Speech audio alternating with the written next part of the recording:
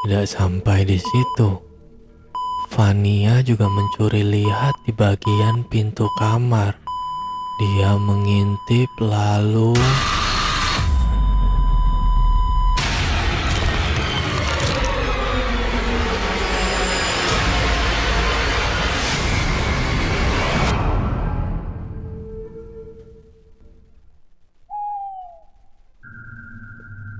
Halo para pecinta kisah horor di luar sana, berjumpa kembali dengan saya kurator dari kanal Swarna Lokaya. Kali ini kita akan membacakan kisah dari akun Twitter bukan nama sebenarnya yang berjudul Rumah Dinas Part 1. Untuk para pendengar yang mau membaca kisah ini secara langsung, saya juga menampilkan link pada kolom deskripsi. Dan silahkan follow akun penulis. Sebelum kita masuk ke dalam ceritanya, saya mohon dukungan dari para pendengar untuk klik subscribe, like, and share. Dan jangan lupa aktifkan lonceng notifikasinya, agar para pendengar tidak ketinggalan kisah-kisah terbaru dari Swarna Lokaya. Untuk para pendengar yang sudah memberikan dukungan, saya ucapkan banyak terima kasih dan semoga Tuhan juga melancarkan setiap usaha dari para pendengar. Mari kita mulai tenggelam dalam kisah ini. Kisah dimulai.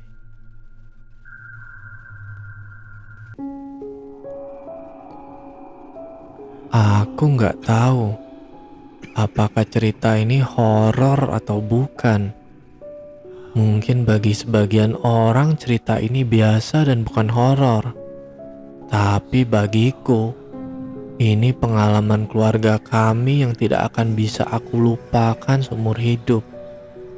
Cerita ini berawal dari tahun 2016. Suami yang dinas di Sulawesi dipindah tugaskan ke satu kota di Kalimantan. Setiap beberapa tahun sekali, memang diharuskan untuk pindah dari kota satu ke kota lain. Itu sudah konsekuensi bekerja di perusahaan tersebut. Saat itu, anak kami Fania masih berumur sekitar 10 bulan. Jadi aku bisa mengikuti kemanapun suami ditempatkan untuk bekerja. Proses pemindahan selesai. Dan kami pun pindah dari Sulawesi ke Kalimantan. Karena saat itu belum ada tempat tinggal, perusahaan memberi fasilitas hotel berbintang selama kurang lebih 1 minggu. Waktu 1 minggu kami pergunakan untuk melihat calon rumah dinas yang akan kami tempati selama bertugas di Kalimantan. Ada satu rumah dinas kosong bekas pegawai sebelumnya. Rumahnya cukup besar dan ada garasi mobilnya. Pada hari kedua, aku diajak suami untuk melihat calon rumah dinas yang akan kami tempati nantinya. Suami minta pendapatku, apakah rumah ini cocok atau tidak untuk ditinggali. Pertama kali melihat rumah itu, aku rasa rumahnya cukup asri dan di dalamnya juga cukup luas. Namun memang perlu dilakukan bersih-bersih. Berdasarkan informasi dari kantor, bahwa hampir 1 tahun rumah dinas tersebut tidak ditempati. Memang ada bagian-bagian yang seperti tidak terawat, kotor, berdebu, dan banyak sarang laba-laba di atap. Tapi overall cukup baik. Dan akhirnya kami memutuskan untuk menempati rumah dinas tersebut. Besoknya, barang yang dikirim dari Sulawesi mulai berdatangan. Dan saat itu langsung ditaruh di rumah dinas. Waktu menunjukkan pukul 12 siang. Dan kami melakukan pengecekan barang yang disesuaikan dengan daftar checklist. Kami buat untuk memastikan barang dikirim dari Sulawesi sudah terkirim semua. Pada saat melakukan pengecekan barang, datang laki-laki parubaya yang memperkenalkan diri. "Assalamualaikum, permisi Pak, Benar ini dengan Pak Jeffrey yang baru pindah dari Sulawesi. Waalaikumsalam. Iya benar. Ini dengan Bapak siapa ya? Jawab suami. Saya Pak Hasan Pak, yang diminta oleh Pak Dul untuk membantu Bapak pindahan. Pak Dul merupakan kolega kantor suami saya. Pak Hasan adalah orang yang baru bekerja di kantor suami saya sebagai pekerja bersih-bersih atau cleaning service. Oh Pak Hasan, iya betul-betul, mari silakan masuk Pak. Saat masuk, Pak Hasan terlihat mengamati sudut-sudut rumah seperti penuh tanda tanya. Ada apa Pak? Kok kayak orang bingung? Tanyaku sedikit curiga. Oh nggak apa-apa Bu, jawab Pak Hasan. Kami pun mulai bersih-bersih dan menata ruangan satu persatu. Rumah itu ada 2 kamar tidur, 1 gudang, 1 kamar mandi dan dapur. Bentuk rumahnya melebar ke samping. Ruang tamu dan kamar bersebelahan.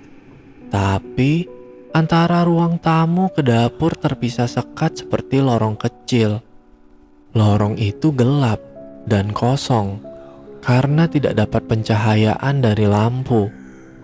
Fania yang berada di gendonganku terus saja memeluk dan tidak mau dilepas sama sekali. Jika ku turunin dari gendongan, pasti langsung menangis semacam ketakutan. Paling karena masih baru pindah, jadi butuh penyesuaian. Lagian kan ini belum semuanya beres, jadi masih sedikit kotor. Aku mengabaikan tingkah laku Fania yang sedikit aneh dan mencoba berpikir positif. Tapi bagian lorong ini jujur sedikit mengganggu pikiran dan aku mengusulkan kepada suami untuk menambah penerangan di bagian lorong. Yah, kayaknya lorong ini perlu dikasih lampu deh. Pinta ke suami. Kenapa emang? Lorongnya terlalu gelap, kalau nggak dikasih lampu nggak enak aja. Iya Pak, menurut saya juga begitu. Nanti biar saya yang pasang, timpal Pak Hasan. Oh ya udah, gimana baiknya aja lah, jawab suami dengan santai. Saat itu tidak terasa waktu sudah menunjukkan pukul 5:30 sore. Dan kami bermaksud istirahat dan kembali ke hotel. Sedangkan Pak Hasan pamit untuk pulang. Sebelum pulang, suami saya memberitahukan kepada Pak Hasan tentang air yang tersumbat. Pak Hasan, kok airnya nggak keluar ya? Pak Hasan ngerti nggak? Tanya suami. Wah, kalau urusan air saya tidak mengerti Pak. Tapi saya ada kawan yang mengerti saluran air. Kalau Bapak mau besok saya ajak ke sini, sekalian untuk ngecek, jawab Pak Hasan. Oh boleh tuh, besok langsung datang aja ke rumah. Karena saya dari hotel ke rumah paling jam 9-an lah, jawab suami. Iya Pak. Lalu Pak Hasan pun bergegas pulang. Esok harinya, sesuai janji, Pak Hasan datang dengan kawannya yang bernama Pak Safri. Lama kami mengobrol dan menyepakati tentang biaya perbaikan saluran air. Setelah deal, suami pun segera bergegas kembali bekerja dan menyampaikan bila ada perlu maka bisa telepon atau WhatsApp. Sedangkan aku pamit untuk kembali ke hotel karena merasa kurang enak badan. Mungkin karena lelah bersih-bersih kemarin dan kurang istirahat. Pak Hasan dan Pak Safri lanjut untuk bekerja membersihkan rumah dan memperbaiki saluran air yang macet. Sekitar pukul 11 siang, Pak Safri menghubungi suami dan menyampaikan kalau tangki tandon kotor dan perlu dikuras. Perlu diketahui bahwa posisi tandon ada di belakang rumah, di mana masih ada sepetak tanah yang cukup luas seperti kebun. Karena tidak terawat, banyak ditumbuhi ilalang dan beberapa pohon pisang liar dan pohon lainnya. Setelah pulang kerja, kira-kira pukul jam 5 sore, Aku saat itu sudah merasa baikan, ikut suami datang ke rumah dinas, bermaksud untuk mengecek sudah sampai mana Pak Hasan dan Pak Safri membersihkan rumah. Setibanya, kami langsung menemui Pak Safri dan Pak Hasan lalu bertanya tentang bagaimana keadaan saluran air dan tandon. Apakah masih bisa digunakan atau harus diganti dengan yang baru? Sebelum ngomongin tentang air, Pak Hasan menyampaikan sudah sejauh apa yang beliau kerjakan. Pak Jeffrey, lantai dan tembok serta area dapur sudah saya bersihkan dan siap untuk ditempati. Tapi Pak, kata Pak Hasan dengan penuh ragu. Beliau pun juga menceritakan beberapa kejadian siang tadi yang mungkin tidak masuk akal. Tapi kenapa Pak Hasan? Tanya suami dengan mimik muka sedikit kebingungan. Sambil berpikir agak lama serta raut muka yang sedikit cemas, Pak Hasan meminta Pak Safri untuk menceritakan kejadian yang dialaminya tadi siang. Aku bisa melihat kalau muka Pak Safri saat itu tidak tenang. Dia gelisah, seperti mau menyampaikan kalau ada sesuatu yang gak beres dari rumah ini. Lalu Pak Safri menceritakan kejadian aneh yang dia alami saat membersihkan tandon. Pak Safri merasa ada yang menimpuk tandon dengan benda keras dari bawah. Posisi Pak Safri saat itu ada di dalam tandon ukuran 1200 liter yang berada di atas toren. Pada timpukan pertama, dia merasa temannya menjahilinya. "Woi, Pak Hasan, jangan iseng dong," pinta Pak Safri. Tapi tidak ada sahutan dari Pak Hasan. Lalu selang beberapa lama kemudian tandon kembali ditimpuk untuk kedua kalinya. Saat itu Pak Safri mulai kesal dan menengok ke bawah, tapi tidak ada siapa-siapa. Untuk memastikan itu Pak Safri turun untuk menegur Pak Hasan. "Pak Hasan, Pak, udah deh jangan iseng." Dan lagi-lagi tidak ada sahutan dari Pak Hasan. Lalu Pak Safri masuk ke dalam rumah bermaksud mencari Pak Hasan. Akan tetapi Pak Hasan tidak ditemuinya. Bahkan sepeda motor Pak Hasan tidak ada di depan. Perasaan Pak Safri mulai tidak tenang. Dengan pikiran yang mulai aneh-aneh, Pak Safri kembali ke belakang untuk melanjutkan pekerjaannya membersihkan tandon. Saat itu waktu menunjukkan pukul 1 siang. Selang beberapa menit kemudian, untuk yang ketiga kalinya tandon ditimpuk lagi. Kali ini dengan benda yang sedikit lebih besar, sehingga bunyinya sangat keras dan tentunya mendengungkan telinga Pak Safri. Ditambah ada suara seperti sesuatu meraung. Seketika Pak Safri kaget dan segera keluar dari tandon dan turun dari toren. Perasaan dan pikiran Pak Safri menjadi campur aduk. Bulu kuduk pun tidak bersahabat. Pak Safri langsung lari ke depan rumah. Sambil menghela nafas panjang, terdengar suara motor dari kejauhan menghampiri. Benar, ternyata yang datang adalah Pak Hasan. "Hai Pri, lagi istirahat nih?" tanya Pak Hasan tanpa ada perasaan curiga. "Dari mana Pak Hasan? Sumpah nih, kayaknya aku udah gak kuat kerja di sini," timpal Pak Safri dengan nafas dan mimik muka yang seperti orang abis disambar petir di siang hari. "Loh, ada apa Pri? Kok tiba-tiba jadi begini?" "Tadi kamu iseng ya, timpukin batu ke tandon waktu aku lagi di dalam tandon. Sampai 3 kali. "Ah enggak, lah aku ini abis beli makan dan minum. Buat kita makan siang ini. Nih, nasi padang.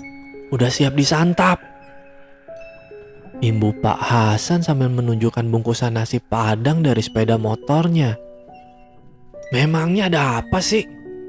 tanya Pak Hasan penuh rasa penasaran. "Hilang rasa laparku Pak.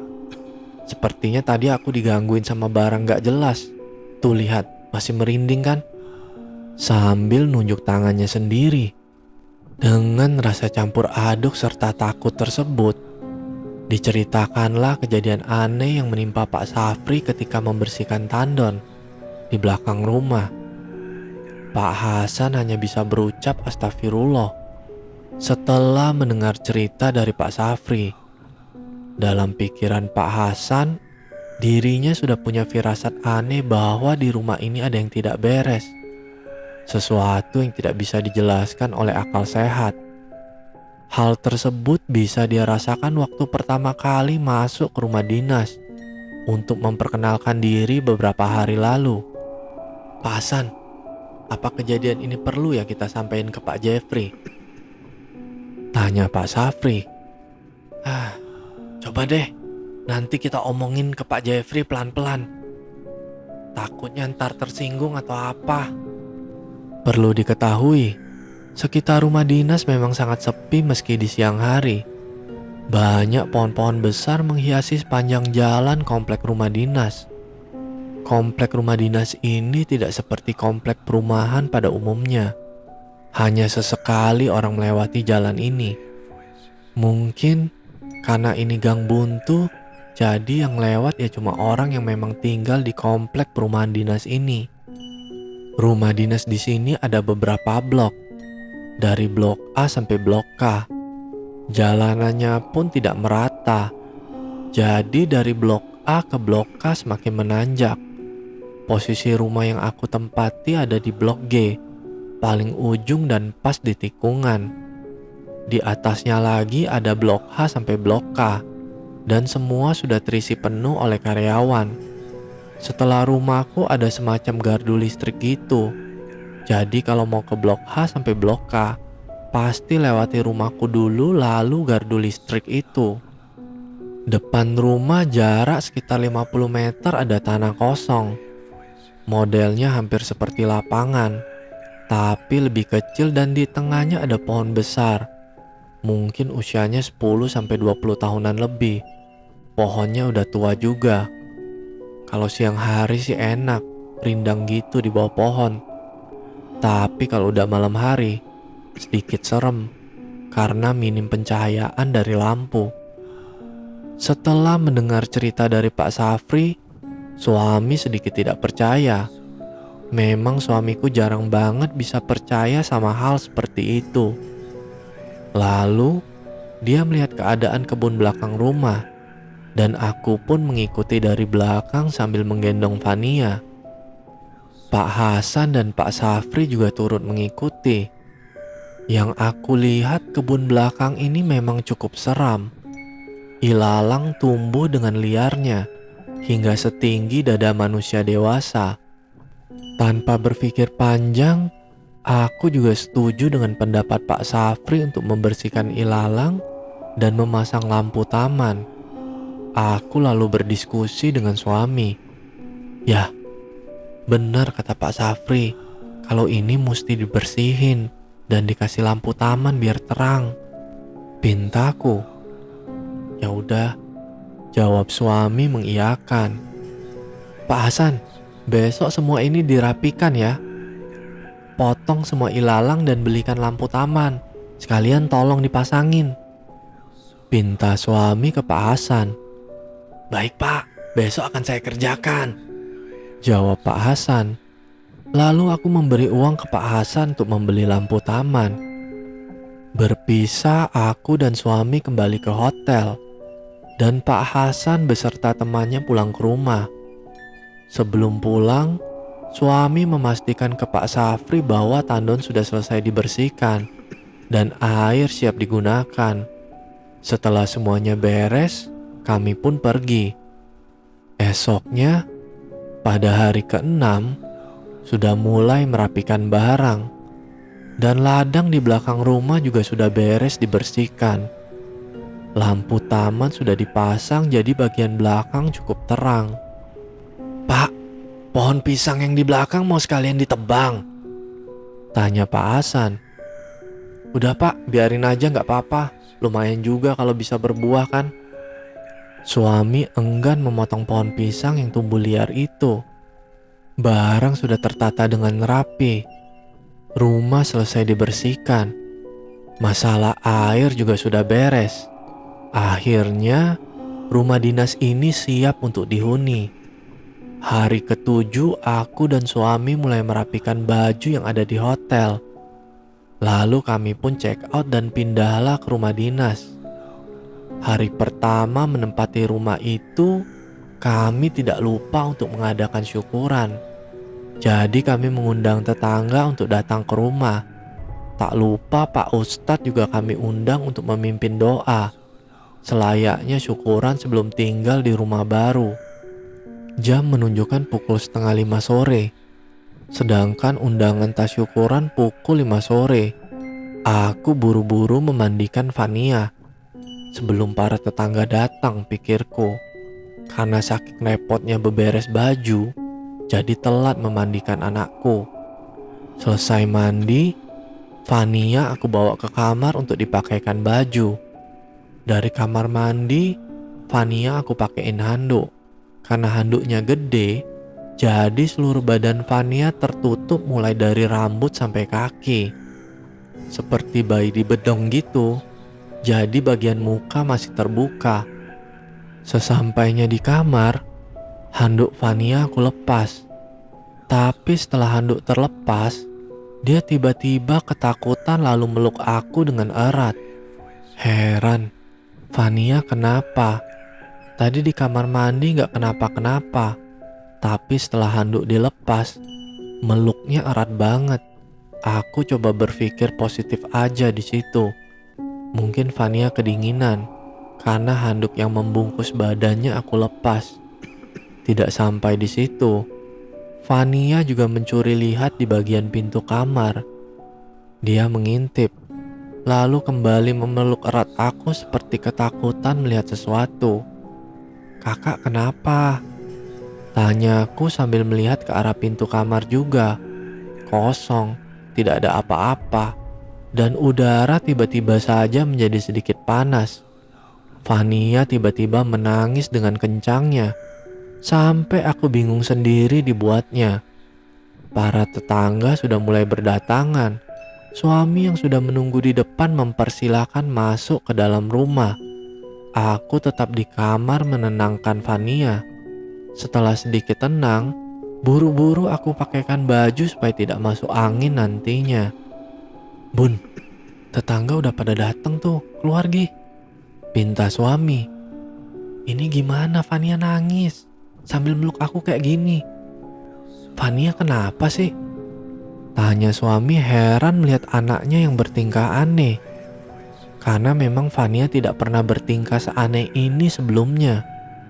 Suami pun akhirnya memintaku untuk menenangkan saja Fania di kamar. Urusan tamu biar dia saja yang urus. Pengajian pun dimulai. Ustadz memimpin doa dan lainnya mengamini. Aku pun juga ikut berdoa dari dalam kamar. Saat itu pula Fania sudah mulai tenang. Dia tidak menangis lagi dan tertidur di pelukanku. Pengajian telah selesai dan para tamu berpamitan untuk pulang. Merasa Fania sudah tenang, aku pun membawa dia keluar dari kamar. "Udah pada pulang semua ya?" "Udah. Oh, tadi dapat salam dari ibu-ibu komplek." "Waalaikumsalam. Jadi gak enak karena gak bisa keluar kamar. Habis aku gerak dikit aja, Fania langsung bangun, nangis." "Kenapa sih Fania? Tumben banget loh." "Aku juga gak tahu. Lihat hantu paling." "Lah, mana ada hantu? Ngasal kamu." Dibilangin juga. Siapa tahu yang diceritain Pak Safri kemarin benar. Udah. Jangan ngaco deh ngomongnya."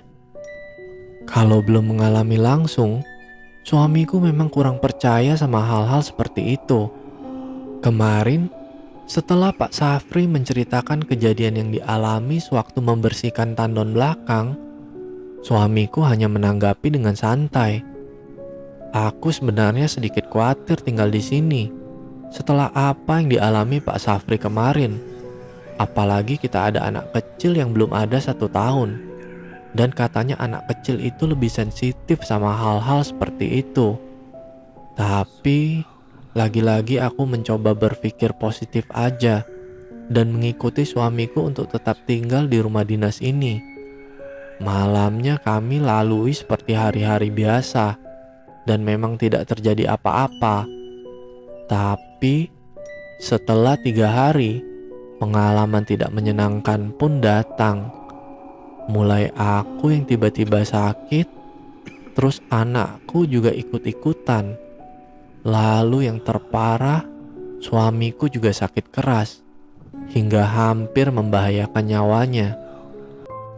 Halo para pendengar, masih penasaran dengan kisah rumah dinas ini? Karena kisahnya cukup panjang, makanya ada 2 bagian ya. Nantikan kisah rumah dinas part kedua. Baiklah, jika para pendengar suka dengan kisah ini, silahkan tinggalkan komentar di kolom komentar. Dan bagi para pendengar yang mau kisahnya dibawakan, silahkan kirimkan ceritanya ke email swarna.lokaya@gmail.com. Cukup sekian kisah horor kali ini, semoga para pendengar beserta keluarga sehat selalu, dan sampai bertemu lagi dengan kisah horor berikutnya. Tentu saja di kanal Swarna Lokaya. Bye!